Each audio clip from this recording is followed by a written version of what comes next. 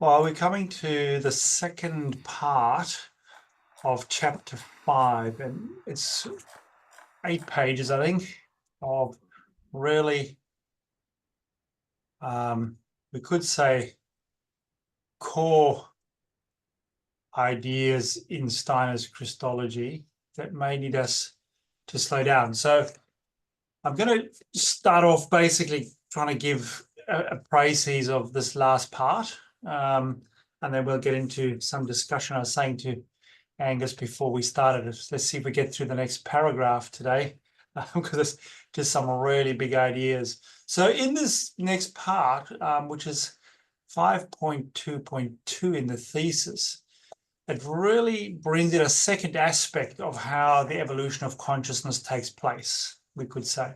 So in the first part, we talked about how a trinity or a collective of beings can unite their will in an inner imagination and an external will for manifestation. And so the three become one, or the 7 Elohim become one sun spirit, or the Logos in Steiner's world.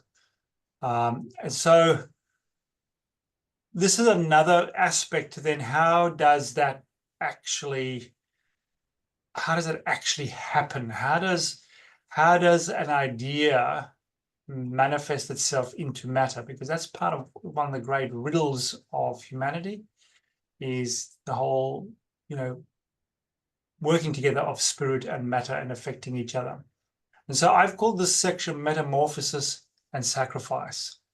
So we see how the Trinity is condensed through evolution, and that metamorphosis of consciousness takes place in these things. But it's a sacrificial service, a cosmic sacrificial service. And this sacrificial service, Steiner expresses as how what's required for consciousness to emerge. The emergence of consciousness requires a separation. So Christ is the central being who holds the Trinity's idea of humanity and offers through sacrifice the capacity for humanity to evolve. I'm just going to read the Steiner quote. As long as our earth forces were still united with the sun forces, as long, roughly speaking, as the sun did not shine on the planet Earth from outside, what we call consciousness could not come into being as part of the nature of Earth, nor could a soul or an astral body, which is the basis for consciousness, enter into the physical and life bodies. For consciousness to arise, a separation, a split had to happen. Something had to split off from the sun. So the separation, I suggest, describes a metamorphosis of consciousness through condensation of ideas into form and matter. Sorry, these are all very lofty statements. I suggest that this process in theological or religious terms would be called sacrifice. So where all the different aspects that we see of the divinity entering and into creation, creating complexity, requires a giving up of something right down into the incarnation of Christ, which we'll see later on. So this separation I've described takes place in 4 ways. So first, it takes place when a particular being or a group of beings has evolved enough to make the sacrifice willingly in connection with knowing what the intended outcome is, such as the Elohim. Second, through the condensation process. So this is bringing back in origin, the condensation of the fire souls. Some elements can no longer remain within the denser material forms. So when the condensation process happens, some more pure substances can't drop into matter, but have to separate, such as the sun elements needing to separate from the earth for matter of earth to appear. So that's a second principle. A third principle was through the need for something new to emerge, there is a higher guidance for some beings to change how they behave to create a separation consciousness. So that's Theodicy, the emergence of forces of hindrance, coming about through a higher consciousness saying, look, create some resistance here, so that people can have a sort of an experience of themselves mirrored to them. Angus wrote before some of the theories of, is it Gödel? Gödel's theories, yeah, which we can maybe come to discuss, that really show how this sense of incompleteness is necessary for a system to work properly. That's maybe my very simple interpretation, not knowing it very well.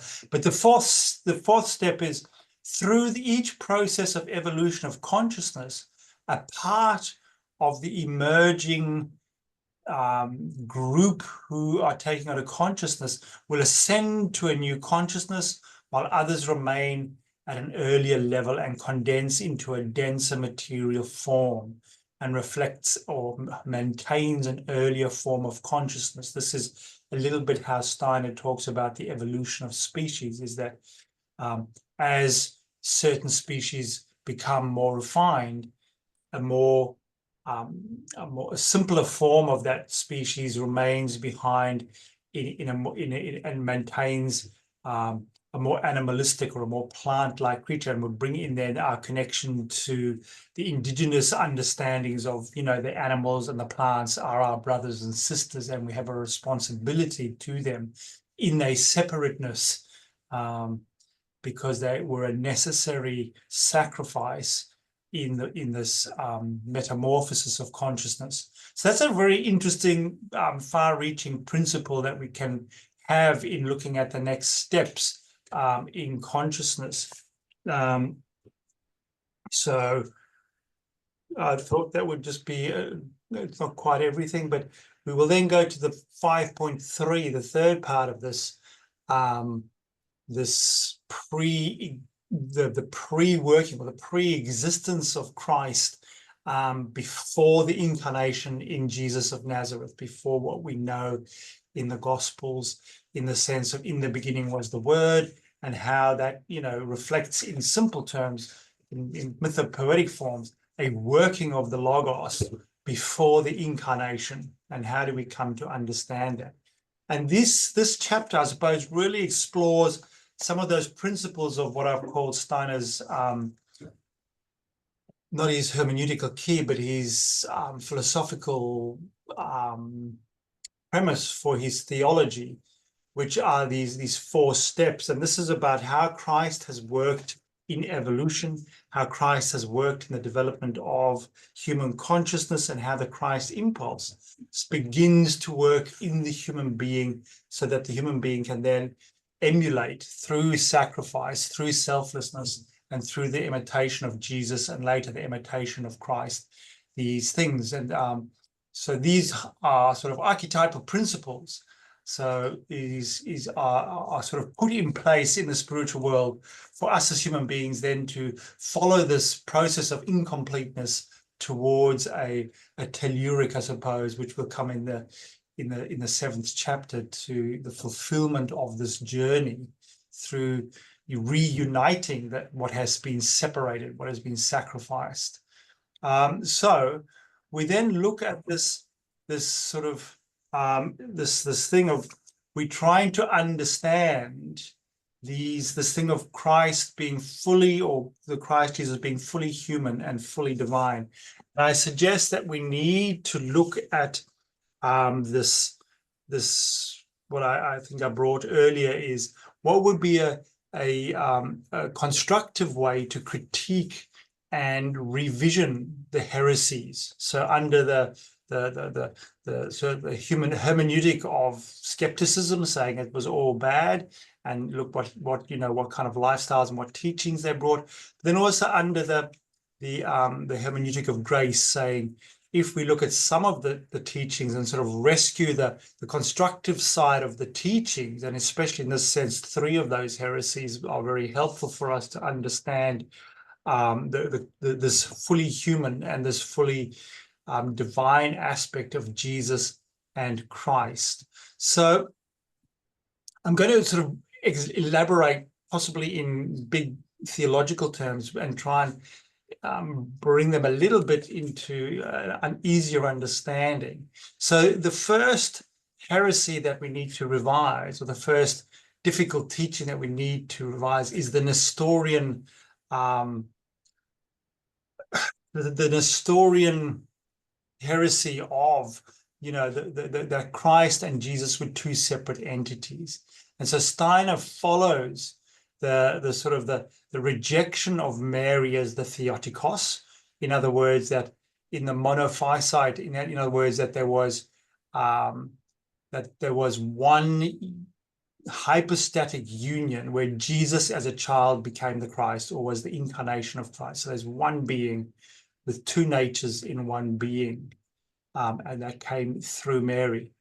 So he sort of questions that, just as Nestorius did, but he also agrees with a radical diaphysitism, which is a big word for saying that there are two natures in the union of the divinity of Christ with the human nature of Jesus. In other words, they are two beings in one nature. So a divine Christ with a human being, Jesus, who was born through Mary, and they come together in a long process through what Steiner calls the mystery of Golgotha, with these pre-earthly events bringing that long evolution of how these two beings can enter and unite with each other for the transformation, the metamorphosis of human nature.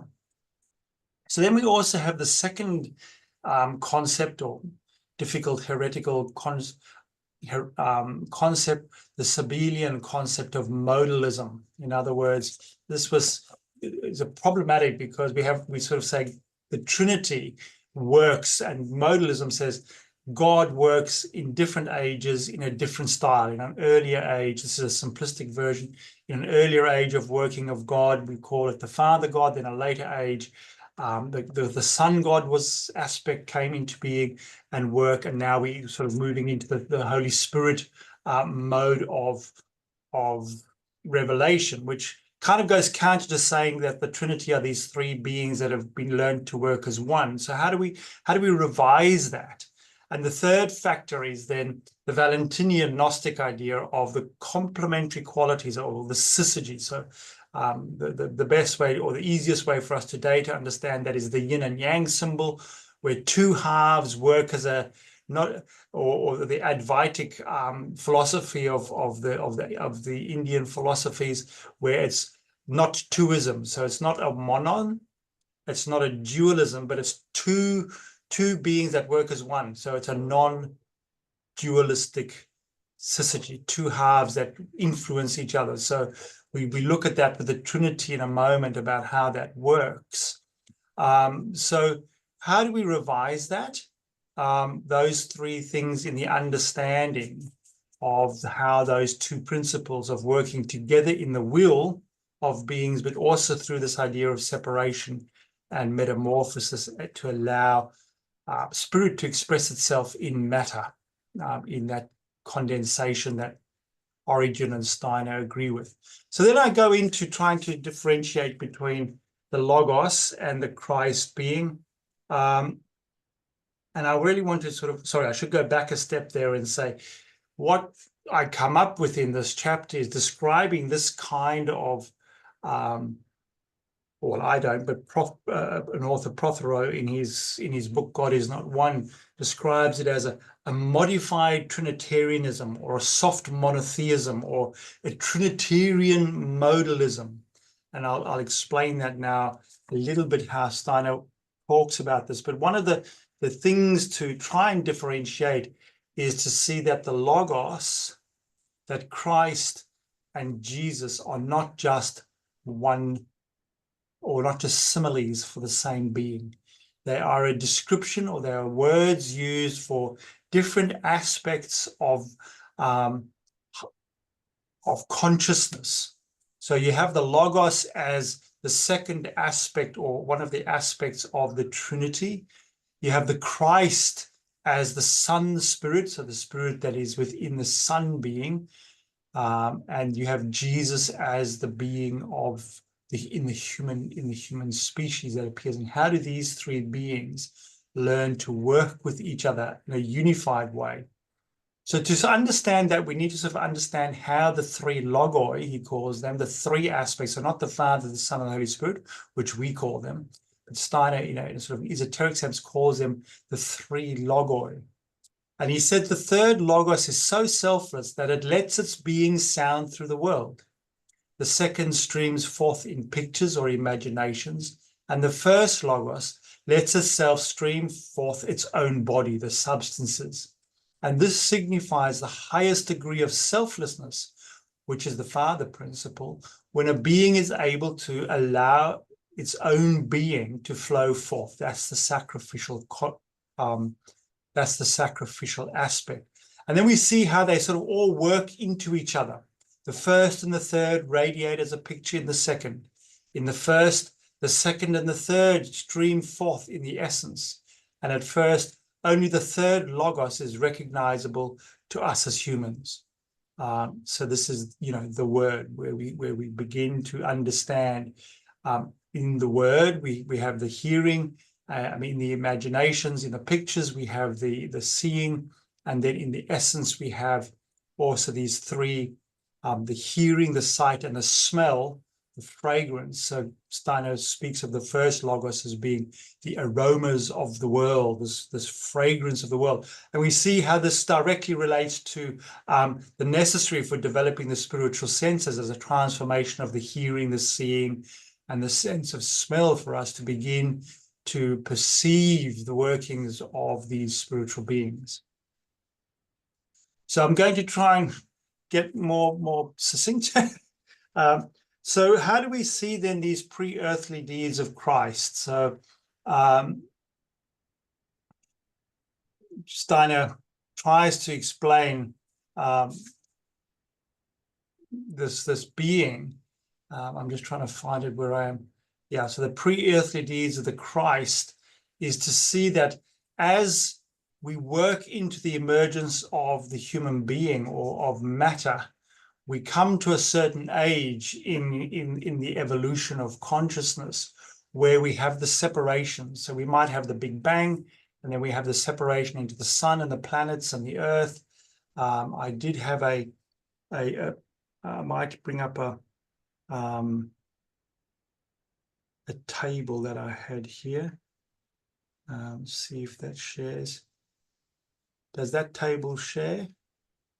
Yeah, so in that table there, we see the sort of the geological evolution timescale, Steiner's terminology, the biblical history, and then the chronology of the events going from the recent Big Bang, which goes from the Precambrian super aeon, which Steiner then goes through these ages: Polaris, Hyperborea, Lemuria, Atlantis, and then into our time, the post-Atlantean epoch, which really only starts from the end of the Ice Age. So our time, really, the Holocene epoch, starts with Noah, the end of the post-Atlantean epoch, about 8,000, 7,000 BCE, about 11,000 years ago, the Ice Age ended. But before that, we have this emergence through the 6 days of creation. So we had this thing as, when was the beginning? In the biblical sense, this is really the Big Bang starts this first day of creation, the first 3 days of creation. Steiner talks about certain evolutionary steps that take place. And then we see the emergence of the Elohim with the separation of the sun which comes in that process. And then the separation of the moon, and we get the beginning then of, in the middle of Lemuria, Homo erectus, and in Atlantis, the Homo sapien, where we start to go through these evolutionary processes in the Proterozoic aeon, more specifically in the Triassic, Jurassic periods, where the human being begins to learn to stand upright, we learn to speak, and we learn to think.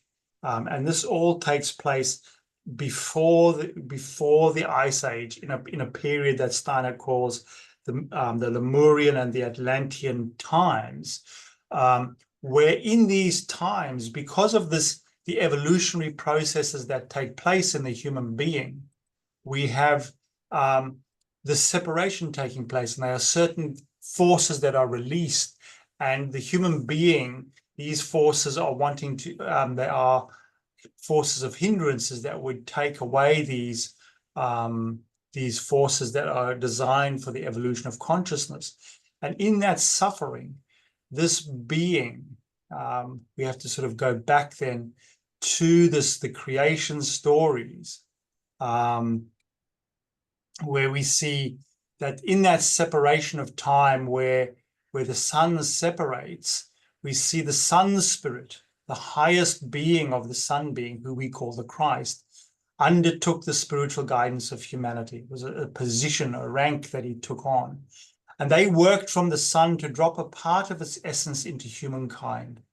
This essence would initiate the step from the communities of nations to a unal humanity by transforming the love held in the hereditary of blood to a universal love of the community of all humanity. You could say that's the internal intention of the mystery of Golgotha, to guide that.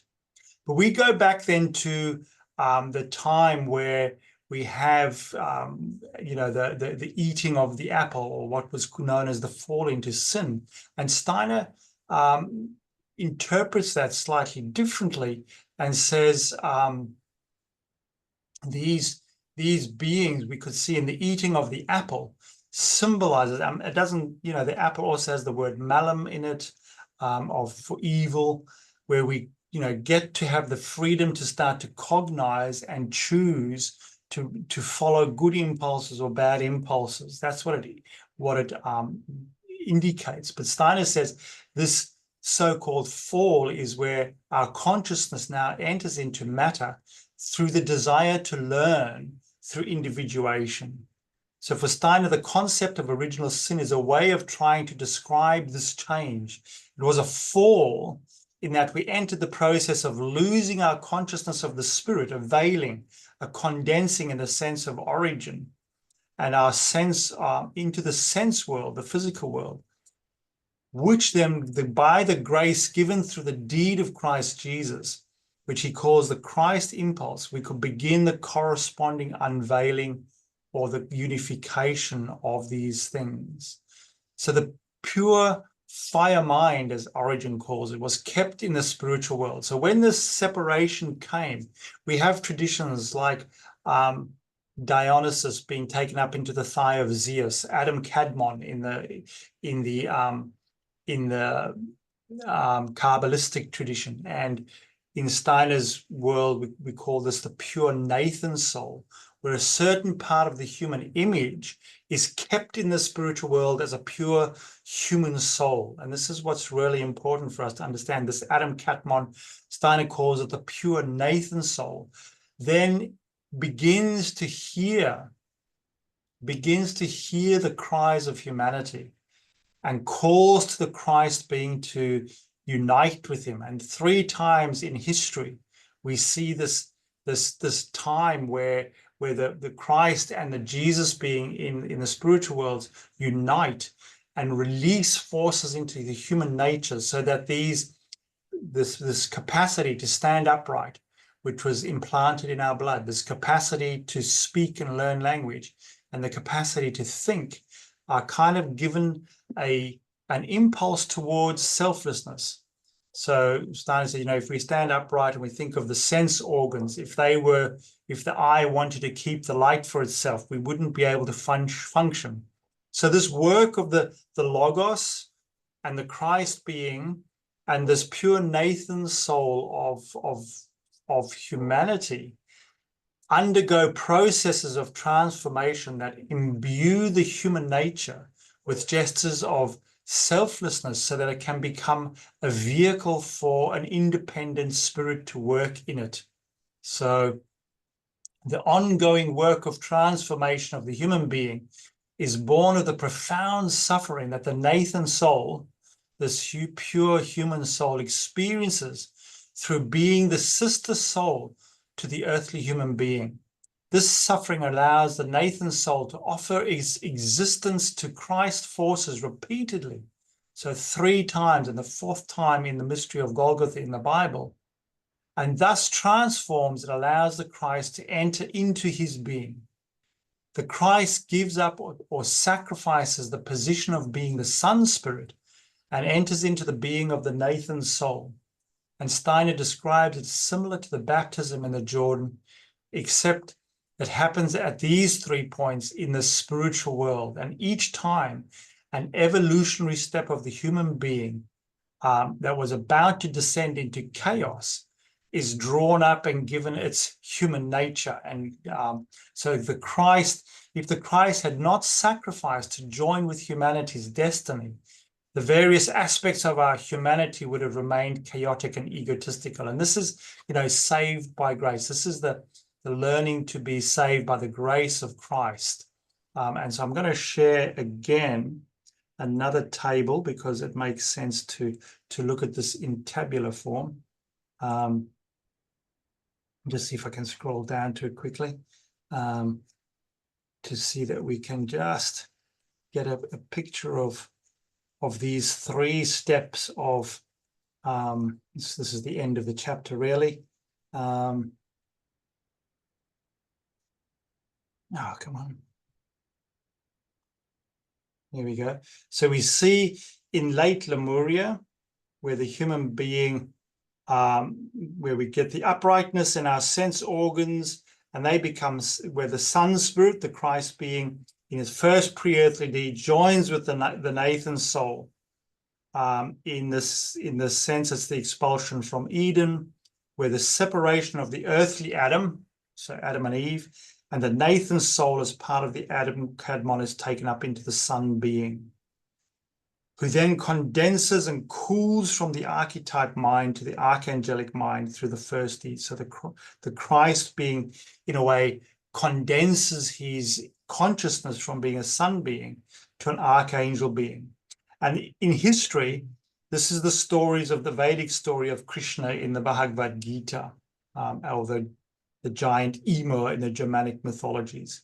Then we have the second step, which is, in the speech, where the organs become selfless, and the second pre-earthly deed where the Christ joins with the Nathan soul again, and the Nathan soul joins, and the Christ being condenses from being archangelic in consciousness to angelic. And we see this in the Sphinx of the Egyptian and the Greek mysteries. So where we see, as we come closer and closer to the turning point in time where Christ incarnated in Jesus on the earth, we see these mythological stories, somewhere having perceived this work in the spiritual world and preserved them to mythology. And then the third step, where we learn language, where thought is expressed in language, we see the soul organs of thinking, feeling, and willing coming about, and they're imbued with a tendency towards selflessness. And this is where, we are incomplete. We are not yet selfless in our thinking, feeling, and willing. And this is at this point where Christ condenses himself from being an archangel or from an angel into a human consciousness, and it's preserved in St. George with the dragon. And we see these sun gods, Osiris, Apollo, Adonis, Mithras, Europa, Baldur, and the ear of Moses in the bush. These are all pictures of this third step where the Christ being is coming closer to being in the human form. And then the fourth step, which will be the content of chapter 6. And I think that is going to be pretty much, considering we've already done half an hour, I will stop sharing, and hopefully we can enter into some conversation about some aspects of that. How is that? Lots and lots, huge amount of concepts, sorry. I guess I can't hear you, sorry. Can't hear you, Angus. No, now you can hear me. Now I can hear you, yeah. Sorry, Yeah. I turned off my mic. Wonderfully rich. I've got so many points that I'd like to make, but I'd like to actually invite Craig or Nick, it's like if they've got any questions, spontaneous reactions, because I'm possibly a lot more familiar with what you're talking about. Yeah, exactly. And I'm suffering from the same problem I do mostly, which is it's quite late at night on a Friday. So I'm really happy to hear your questions, Angus. Okay, just before I do that, Craig, because you saw the email that I sent out a little bit earlier about Gödel, which Jude also referenced there, and I thought might also be of interest to you, Nicola, because Yeah. you've got a mathematical background. Yeah. Any reflections on that particular aspect? It's like this really key notion that Jude's talking about here, right at the beginning of 5.22, that it's separation, condensation is another word that he used for it, that is so key to this process there. Thoughts, reflections? I want to hear yours. Okay. This is also just to make it a little bit more personal. My daughter, she's 18 years old. She's not like particularly gifted in mathematics. She likes it. And she came home yesterday with a book about Gödel, and so we started talking about it. My basic understanding of why he is so interesting to anybody with a spiritual bent, basically, because he's challenging the limits of reason. Basically, he's proving mathematically that you cannot prove the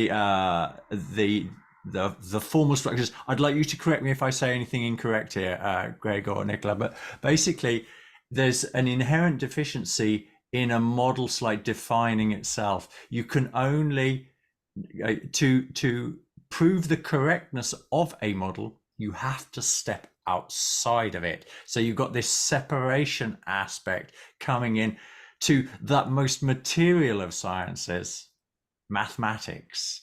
And that's I don't think what it I is was the most finding. materialist of scientists, but yes, I've often seen that way. Yes. Exactly. That's how it's interpreted. Exactly. Yeah. But perhaps you'd like to expand on that particular point. Why, and I agree with you, why you don't see it actually as being materialistic, although it's often perceived that way. Well, because it's at its edges, it's full of paradox, and Gödel's theorem is one of those. I mean, and it holds sort of almost ideas about self-referencing and all those sort of things that consciousness, but mostly just the higher levels of infinity and the paradox that is at its heart. It's not materialist at all. It really, I think mathematics holds within itself the critique of that, and in an exciting way. Yeah. Did you want to add anything? I mean, but Craig? even ordinary numbers are pretty mysterious, and I mean the fact that the solution to x squared equals -1 means something in physics is just absolutely mind-boggling, It's just, and not materialist at all. It's spooky, Yeah. I mean, what I liked about the observations you made was that it sort of shows that incompleteness sort of reveals the meaning. It might be a very simplistic kind of interpretation, but this sense of paradox and the sense of that is true gives us the opportunity to find a new pathway towards meaning. And I think that's implicit then in Steiner's, and in mainstream theology. The mystery of God is about finding new ways to become. Yeah. We're not a complete system. I mean, to try and prove that we're a complete, meaningful, cohesive system is a false premise. Not that you're saying that. I'm not saying you saying that. Yeah. Yeah. Okay. So a reflection building on that a little bit. When you were talking like in 5.22 there about, or 5.3, sorry, it was about Genesis in the first 6 days. Prior to looking at the table, and I'll come back to where you presented that, this is one of the beauties of Steiner's cosmology. It's like leading us into Christianity for me, because a personal experience of that is, it's like I am integrating myself into the whole process of time. And so one way of describing that is, it's like my limited sense of a time being as like, I was born 55 years ago, and so like when I die, that's it. My whole experience of myself as a being, as I grow into these concepts, is I become an ever bigger time being. And there moments can come where you actually experience yourself as a timeless being as you move into that. And I really love what you've done with the table there, because it helps us to move around more. So we've got these familiar concepts like the sun splitting off, which is like part of accepted science, or the earth separating from the sun, is how I should say it, but the Big Bang. So these are concepts that we are familiar with, but by placing them in this story where we are there at the beginning of time, this becomes something personal. It's not abstract and dead outside me. It's something that I integrate into my being. So yeah, I wanted to share that. That's one of the things that comes through from reading and rereading and rereading again what you've written here. How it can, it's like it enriches our inner life. It's intellectually fascinating and complex. Yeah, but at the and it's same paradoxical, time, which is, the maybe the theme of the day, because I think these are in my personal journey with Steiner over the last 40 years, coming out of the sort of very strong Catholic framework, or we could even say mainstream Christian framework, which really sees the consciousness of the human being coming into existence with the first breath, maybe at conception, depending on your stuff, that the soul of the human being, and therefore I was brought up thinking I didn't exist before conception. And Steiner turns that upside down. He says, hang on a second, no, if we look at the evolution of species in the mainstream form, and the evolution of consciousness, there's a reversal. So, and suddenly we see that since the beginning of time, or even before the beginning of time, the idea of the hierarchies in the spiritual world was to bring into existence this universe where the human being was, we say that, a central thought of consciousness. And at some point that needs an emergence of a physical emergence of species to happen. And so the sort of Darwinian, so-called Darwinian reading of evolution is also real, alongside this, humanity has always been implicit, and the driving imagination in it, and how the physical emergence of species takes place is a product of that separation. And I just find that mind-blowing to think that these two worlds can really inform each other mutually more and more, rather than, this is part of my critique in the PhD of anthroposophy, is they, in anthroposophy, or the sort of Steiner world, can be promoted that, the physical sciences don't really get it. This is the true picture. But when I read Steiner, I really see him always saying we have to let the physics and the mathematics and the spiritually and the psychological imaginations mutually inform each other to gain a full picture of reality. So otherwise you just become into an illusion, which is also not what it's about. For me, that's no use. So yeah. Perhaps an image that I've been working with to reinforce, I think, what you're saying there, Jude. The scientific mind is directed outside. That's where we think we're going to find the truth, and we do find truths out there. But this process has to be turned around into turning. So like this activity of thinking that lives within us. This is just one example, okay? This activity of thinking, but it could also be feeling and willing, that lives within us. So when we first begin to investigate that, we are only discovering our own psychology. But then when we go beyond that, then there's this ability to recognize that these things that are living, they seem like externalized in my dreams and my visions and that type of thing, but they're all still just images of myself in a way. But within that self, you've got a way back out into the spiritual reality that's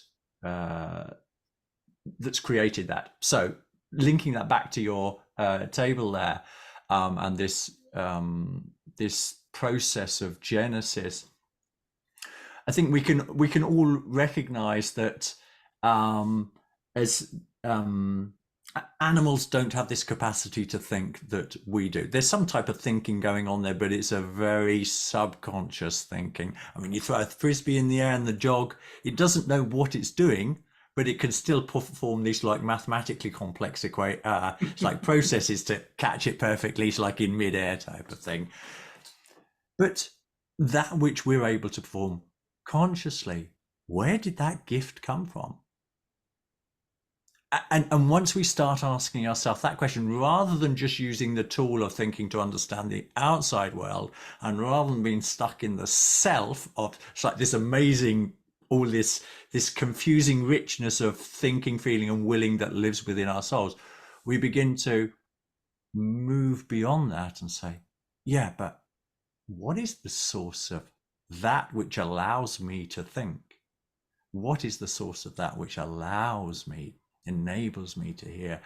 And that's one aspect of what I see crystallizing out and giving us better access to, when you put in that tabular form there, where it's like well-known facts from that have been established in science. And it's like, yeah, and this is in a mythological sense.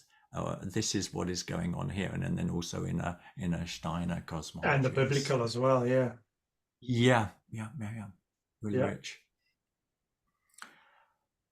Yeah, just to add to that, I've found that like the tables are really, really helpful, because that's part of, I know what you're quite passionate about is breaking down the dogma and also helping people join the dots of these seemingly different silos. And in your, paper, there's a couple of sentences there which I'll read. You say Steiner argues that these names are all terms for different aspects of a being that comes into existence through evolution. And Steiner argues that the spiritual world and spiritual beings evolve along with the earthly world and earthly beings. And it's challenging to differentiate between descriptions of each spiritual being through their evolution. So, there's that aspect into the mix as well, not just what's kind of going on with Earth's evolution as well. So yeah, I find that even though there's a risk with trying to distill these complex concepts down into a table form, I think it's really helpful. Yeah, I remember the moment where I think Nicholas said, "This is very complex," and I said, "Do you think a table would help?" And she went, a few. It's still complex, I think. It's still very complex, but tables do help. Yeah, but it is interesting, because what you sort of kind of bringing up there for me, Craig, is another complexity and paradox is, this traditional concept or expectation almost that God is perfect, all powerful, all loving, all knowing, therefore could stop tsunamis but doesn't, could influence political leaders not to run wars but doesn't. Why? All these moral questions of an all-powerful, all-pervading God. But in this model, even God is evolving. So through Christ working with the Nathan soul, his consciousness is morphing, it's changing, it's becoming more understanding of the human condition.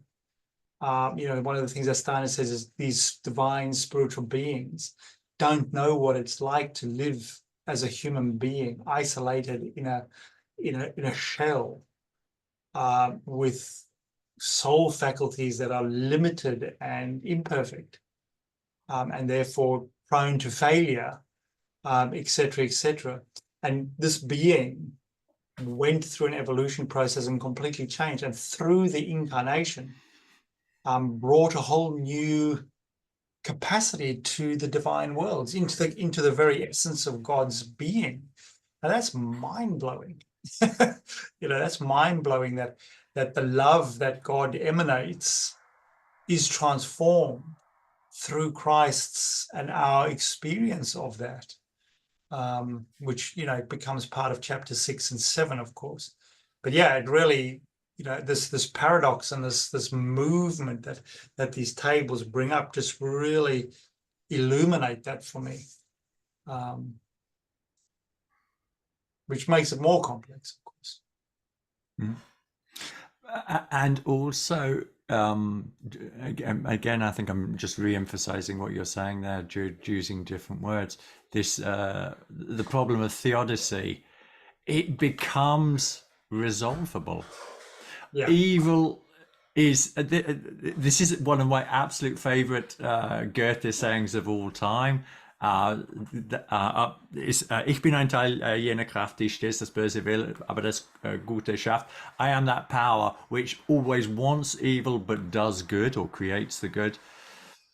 And there's this beautiful feeling of wholeness about it that is fully reconcilable of the idea of the reality of a loving God. Yeah. But it's not just about it. It's about us waking up to God is in me and I am in God and I am in you. So this John 14 idea that ultimately there is no distinction. The distinction that we see is part of the process of knowing. Yeah. I might just add there, because I think it's relevant, because we shouldn't, this whole idea of theodicy is a really contentious one, because its simplistic form would be evil is brought into existence at God's volition. And Steiner says that's far too simplistic. What he's saying is that, in that 5.2.2, where certain beings are aware of what's needed and are guided to create hindrance. So the God commanded effort into certain beings was to say, we need consciousness, we need human beings to become aware of themselves. So create a hindrance. And he brings, Cain and Abel there, where one sacrifice, two people are offering something up and one is rejected. And that brings about, why is mine not good enough? In a simple form, like Cain's going, why is my sacrifice not good enough? Because something's pushed back. So this theodicy at first is, Steiner says, establishing forces of hindrance to bring about self-reflection. Even God needed a sort of an earth to reflect to his being, where he needed more development. On the seventh day, he appreciated it was good, but not before. Exactly. And then how does evil emerge from that, which is, again, a further metamorphosis and separation process that allows certain beings who have already taken a step outside of the order of things, we could say, or into a particular place within the order of things, who then kind of go a different path with it and then become malevolent. So the evil beings are not God-willed, but they are a kind of a development. I mean, Nicola, I don't know where you've gone with your work on the development of morality and in the animal kingdom and all that, but where does a being go from being integrated into choosing not to be so integrated in the community? I mean, and this free will thing. And, did the angels or the beings who created the hindrance then go, you know what, I kind of like this. I'm just going to go my own path here. And so, yeah, evil is, Steiner's Theodicy isn't, I need evil in the world. It's a progression of the separation through a metamorphosis of consciousness that then emerges. So it's a slightly more complex understanding of things. So what was necessary? This would have happened with angels before humans. Yeah. So, Abraham's offering of Isaac, Cain and Abel are all mythological stories of what happens up in the spiritual worlds, where in this activity of the angels condensing into sacrificing part of their being into another hierarchy so something new can emerge. The spiritual world said, okay, now refuse to receive that substance. And that was that, for the purpose of creating new consciousness, we need this process to have a damming up.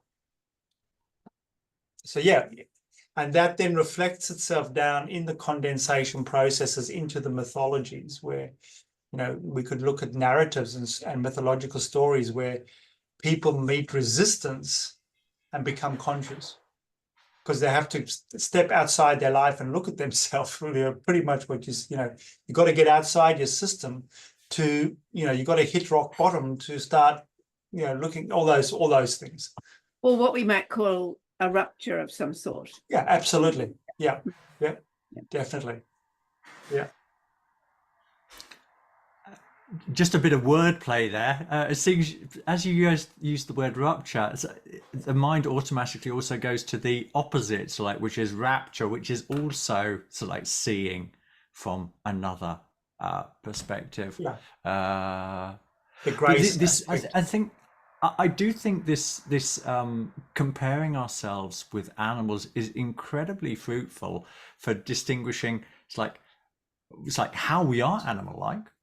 And there are various stories about the importance of being able to name animals. They're not directly in the biblical tradition, but they circulate around it. That's this is the human capacity to actually to name the animals. It's it reflects two truths. One is that we are capable of doing something the angels aren't capable of, but it's also reflective of possibly the idea that it is by naming it, we're actually able to externalize it. Until we are able to actually name it, it just lives unconsciously within ourselves. So this naming process, which was so important for the scholastics versus the nominalists, in the Middle Ages there, this seemingly trivial act of being able to name something becomes something deeply profound, because naming something is a becoming conscious of something of which one was not conscious before, and i.e. it's growing beyond oneself. Yeah. So this, that really names as this dynamic of, for all this to happen, you have to go through these constant things of separation, condensations, metamorphosis, reunion, new separations. It's kind of the mechanism by which this all happens, that matter and spirit can mutually influence each other. Because, this is in Steiner's cosmology, and I think, in Christian theology and most theologies, this is a fairly unique cosmos that we live in, where we are veiled from the spirit. We are separated. And, Genesis constantly brings about this duality. But it's the duality that then allows the grace to bring, the spiritual understanding through all those things you were naming, as something unique that our hierarchy, let's not forget that our hierarchy has three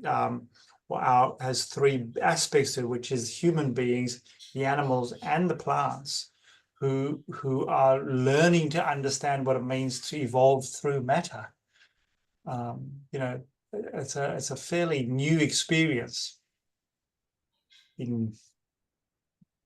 and the guiding principle that is, chosen to do that in Steiner's world is the Christ being. The Christ being has chosen to, and we will meet that, you know, in the Galatians, you know, he sacrificed his role to become, you know, fully human and sacrificed it completely unto death.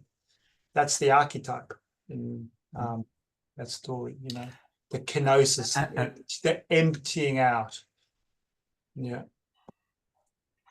What I'm also hearing you saying there, Jude, is that this idea, this Christian idea or Jewish Christian idea that this is the savior of the world. It is no exaggeration in the slightest. This is the Jews. So like when the prophets were talking about the savior of the world is coming, we're not talking about somebody with a tendency to hyperbole. Yeah. No, we are talking about that being which has acted 4 times in Earth history. It's like demonstrating that, and will continue to do so. Yeah, exactly, which we'll come to. But also then that whole sense that salvation is not finite. It's not already completed. It's seeded, but now must evolve. And you know, I think we all wish that, you know, we've been saved and therefore it is finished. But we need to participate. You know, the human being must participate in the salvation of our humanity. And I think, you know, that's not a new idea at all. But it's one that we often balk at as human beings.